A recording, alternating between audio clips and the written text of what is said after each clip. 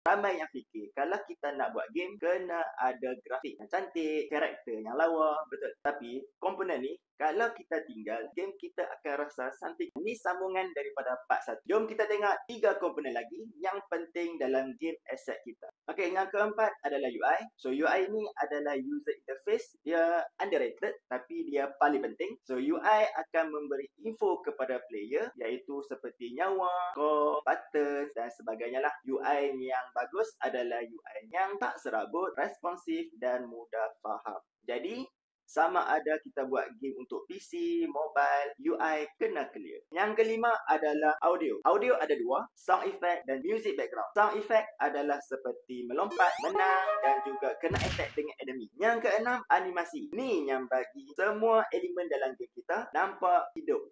Bukan pada karakter je nampak hidup. Objek kena bagi hidup, UI kena bagi hidup, background pun kena bagi hidup. Contohnya, kalau kita klik pada button, akan ada animation sedikit, coin, dia akan berpusing-pusing. Itu adalah animasi-animasi yang kita boleh masukkan dalam game kita. Animasi yang smooth akan membuatkan user kita akan lebih puas lah. Dan game kita akan lagi nampak menarik.